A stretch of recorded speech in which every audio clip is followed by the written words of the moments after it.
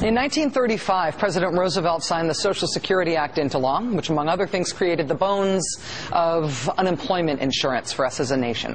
The idea was you pay into it while you're employed so that if you lose your job, there will be money available to help you out. It's not a coincidence that unemployment insurance was created in 1935. The people who created it and folded it into the Social Security Act and got it passed and signed into law, they knew a thing or two about unemployment. The backdrop for the creation of unemployment insurance was the Great Depression.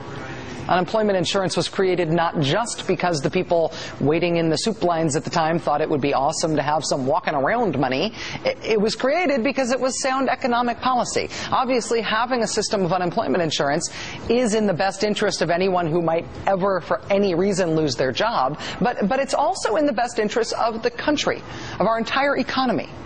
For one thing, it's better for everyone if we don't have people who lose their jobs immediately falling off a financial cliff, ending up on the street after their last paycheck. That's just not good for society, even if you're not personally the person who's on the street. But unemployment insurance is also a way to stimulate the economy. In the kind of economic situation that we have been in since the deep recession that started in George W. Bush's second term, in which there isn't enough demand in the economy, in which there just aren't enough people buying things, the government is constantly looking for ways to stimulate economy, to stimulate demand, for ways to get more money into the economy, money to keep businesses open, to sustain and create jobs, to generate growth. And one of the most efficient, most effective ways to do that, just talking in economic terms, regardless of your politics, one of the most effective ways to do that, to stimulate the economy, is to put money in the hands of people who need money really badly and who will therefore spend it right away, which is what unemployment benefits do. Because of the crisis that was caused by the financial collapse, we have the highest rate of long-term unemployment in this country since when we first got unemployment insurance, since the Great Depression, since the 30s. There are nearly 6 job seekers for every available job in America right now.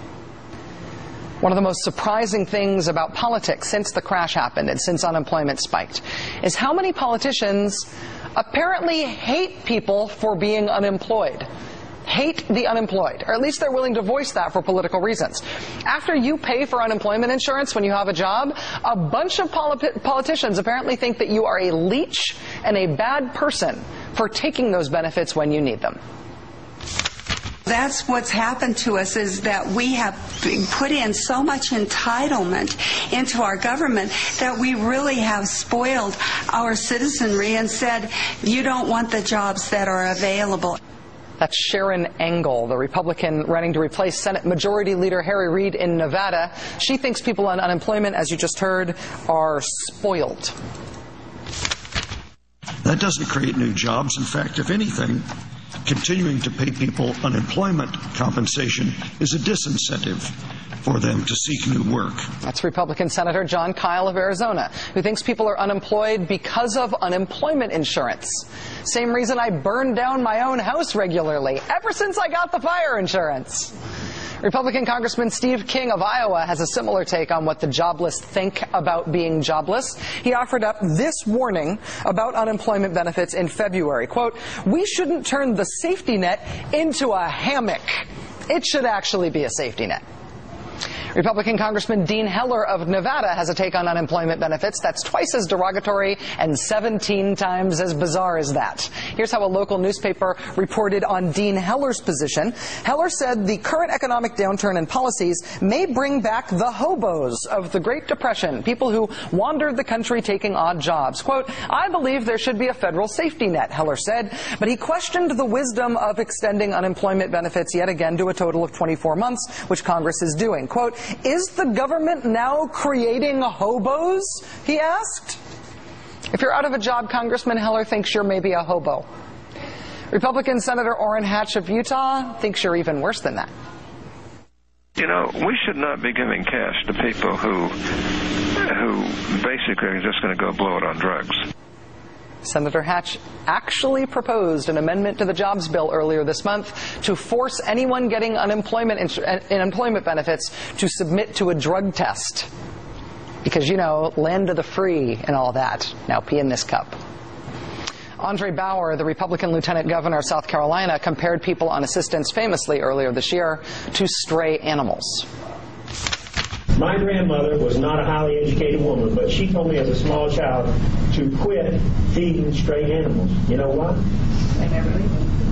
Because they breed.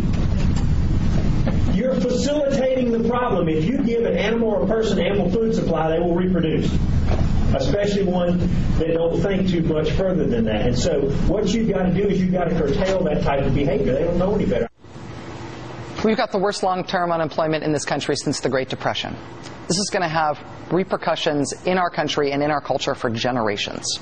The political leadership we're seeing on the right in response to that call the unemployed animals, drug test them, call them bums, say they're only out of a job because they're lazy and they want to be.